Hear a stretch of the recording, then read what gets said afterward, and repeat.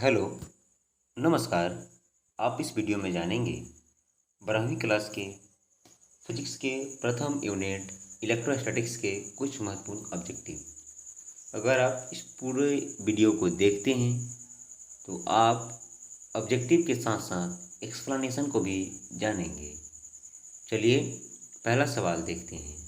पहला सवाल है कूलम्ब बल है। ऑप्शन ए केंद्रीय बल, बी विद्युत बल, सी ए और बी दोनों, डी इनमें से कोई नहीं। आप पहले भी बता सकते हैं अगर आप जान रहे हैं तो। इसका उत्तर हो जाएगा कूलम्ब बल केंद्रीय बल भी है और विद्युत बल भी है, इसलिए इसका उत्तर हो जाएगा विद्यार्थी सी। आगे देखिए अगला सवाल। आवेश के पृष्ठ घनत्व का मात्रक होता है। आवेश के पृष्ठ घनत्व का मात्रक होता है कूलम्ब प्रति मीटर स्क्वायर, न्यूटन पर मीटर, कूलम्ब पर वोल्ट, कूलम्ब मीटर। विद्यार्थी इसका उत्तर आप बताइए। चलिए इसका उत्तर हो जाएगा ए। क्या हो जाएगा इसका उत्तर? ए। कैसे हुआ? तो इसके बराबर होता है ये क्यू बट्टा ए। ठीक है, और क्यू मतलब आवेश। आवेश कैसा ही मात्रा क्या होता है? कूलम्ब। और ये ए क्या है? ए है आपका एरिया, और एरिया का यूनिट आप क्या लिखते हैं? Meter square. जैसे ये ऊपर जाएगा तो क्या हो जाएगा? कूलम्ब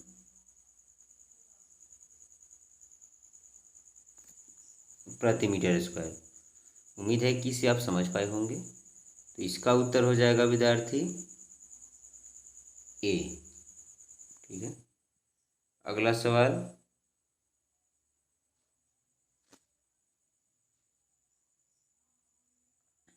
किसी धनावेशित वस्तु में होता है, निकालना है। किसी धनावेशित वस्तु में होता है इलेक्ट्रॉन की अधिकता, इलेक्ट्रॉन की कमी, प्रोटॉन की अधिकता या प्रोटॉन की कमी। तो देखिए धन आवेशित वस्तु उसे माना जाता है जो इलेक्ट्रॉन का क्या करे? त्याग करे। क्या करे? त्याग। उसे अब धन आवेशित। एक एग्जाम्पल के थ्रू आप समझ सकते हैं। जैसे ये सोडियम है, ठीक है। सोडियम की परमाणु संख्या कितनी होती है? 11। ये क्या करता है? एक इलेक्ट्रॉन त्यागता है, मतलब एक इलेक्ट्रॉन की इसमें कमी आती है, ठीक है। तब इसे हम क्या बोल सकते हैं? धन आवेश। तो इसका उत्तर हो जाएगा इलेक्ट्रॉन की कमी। ठीक है,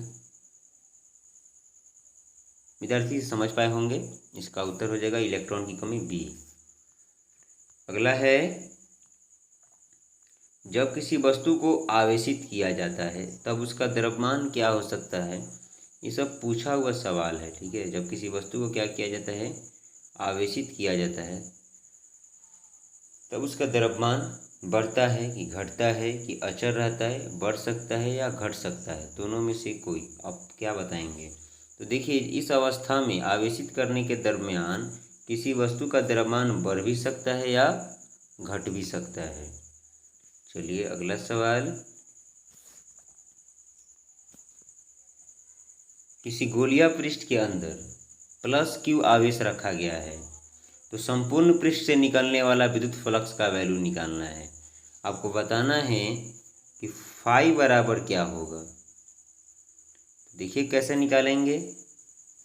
फाई बराबर, ये गोला है, इसके अंदर क्या है? क्यू आवेश है, पूरे सतह पर पूछ रहा है।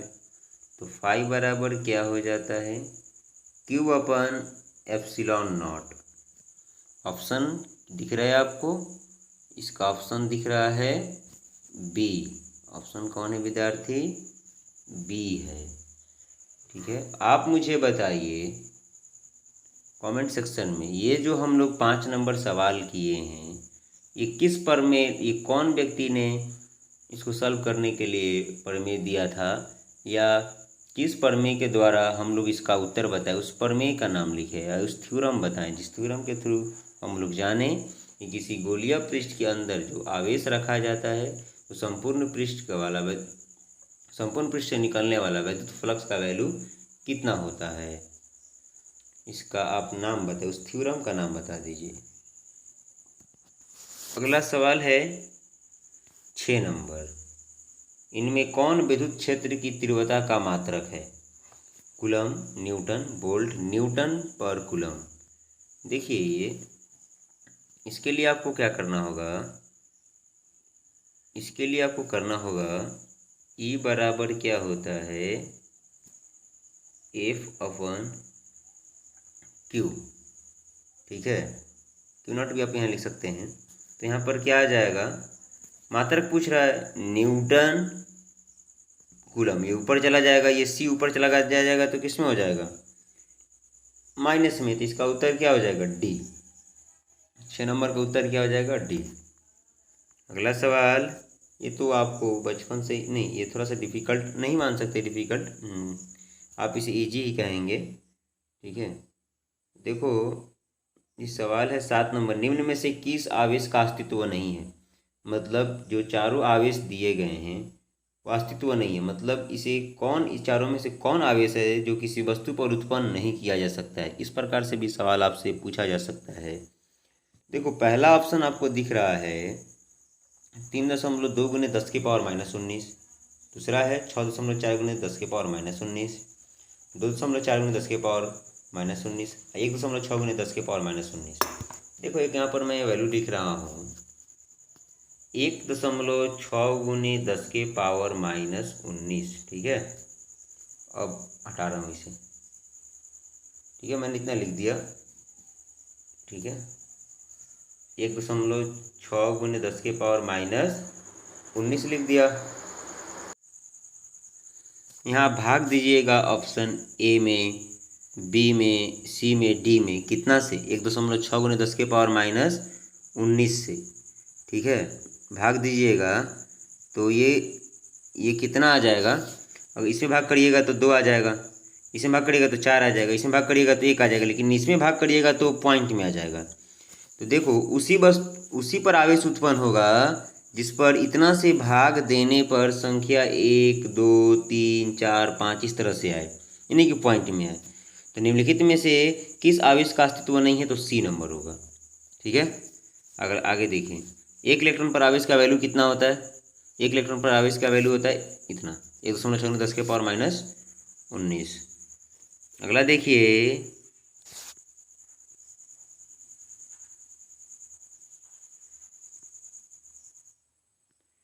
किसी अचालक पदार्थ के गोले को आवेश देने पर वह वितरित होता है। देखो यहाँ पर सवाल है वितरित होना, क्या होना, वितरित की बात हो रही है, ठीक है।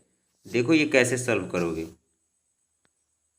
जैसे ये कोई अचालक गोला है, ये इस पर आवेश देने पर, जैसे आवेश दे दिया गया तो बोल रहा वितरित होना, वितरित का मतलब फैलना।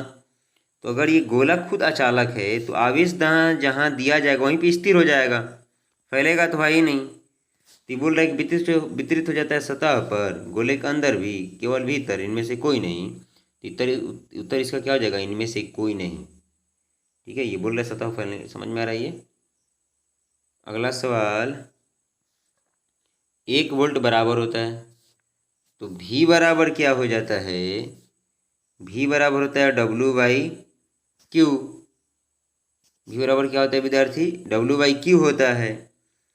तो यहाँ फिर से V बराबर W/Q, तो इसका क्या हो जाएगा, इसका हो जाएगा आपका जूल, और इसका कूलम, ऊपर जाएगा तो हो जाएगा जूल पर कूलम।